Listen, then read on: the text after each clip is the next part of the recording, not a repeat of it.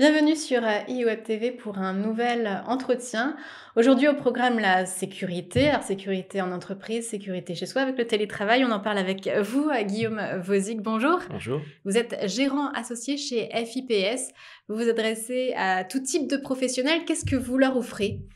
Donc aujourd'hui, notre offre de formation s'adresse et aux entreprises, donc sur des formations intra-entreprises où on va se déplacer dans la structure pour les former sur la prévention, sur la sécurité au travail.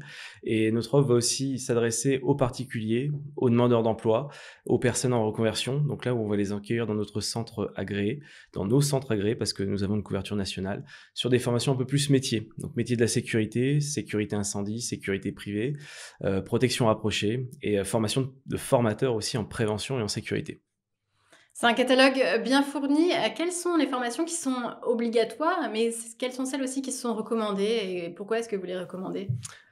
Donc la formation en prévention, en sécurité, c'est obligatoire aujourd'hui. Donc la plupart de nos formations, elles, sont obligatoires en entreprise. Ce qui resterait une proposition de notre part aujourd'hui, c'est, nous proposons des formations, pour les dirigeants, formation d'une journée, pour leur apprendre à piloter cette démarche de prévention, à manager la santé et la sécurité au travail. Nous proposons aussi des formations pour les membres de l'encadrement, pour aider le dirigeant dans cette mission santé-sécurité, des formations allant de 3 à 6 jours, pour avoir une personne ressource dans l'entreprise, pour assister le dirigeant et que lui puisse répondre à cette obligation de moyens et de résultats, sur l'intégrité physique et mentale des salariés. Il y a des personnes aussi qui sont en recherche d'emploi qui viennent faire des formations chez vous. En quoi ça consiste exactement? Donc ces personnes effectivement sont en reconversion professionnelle ou ce sont des demandeurs d'emploi.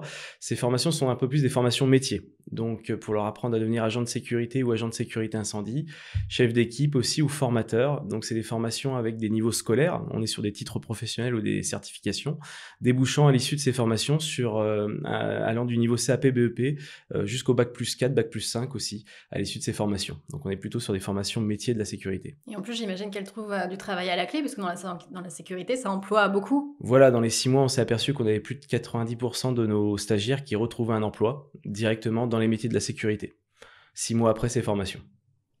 Alors on parle aussi de digitalisation. Est-ce que vous avez, au cours des derniers mois, adapté votre offre, pour que les personnes puissent aussi la suivre de chez elles?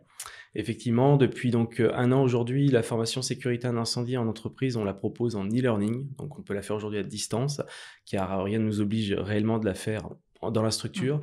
Et par rapport au contexte actuel, on a un petit peu accéléré le processus et on commence à créer des modules de formation, encore une fois en e-learning, mais aussi en blend learning, donc moitié présentiel, moitié à distance. Et puis, on commence aussi à proposer des webinaires aussi sur certaines actions de formation. Maintenant, toutes les formations qu'on propose, en tout cas une grosse partie, ne peuvent pas toutes se faire en digital et en distanciel. Donc, on continue aussi de faire de la formation en présentiel car ces référentiels de formation ne le permettent pas aujourd'hui. Ouais, il faut beaucoup, s'adapter. Est-ce que vous avez identifié, chez FIPS, de nouveaux besoins de formation, de nouveaux domaines et qu'est-ce que vous mettez en place actuellement? Voilà, donc actuellement, on dépose des formations à la certification professionnelle pour les rendre éligibles et les faire reconnaître comme certification au titre professionnel. Aujourd'hui, par rapport à une étude d'opportunité que nous avons menée, nous nous sommes aperçus qu'avoir un référent harcèlement sexuel et comportement sexiste dans les structures était une obligation, mais qu'il n'y avait pas de formation.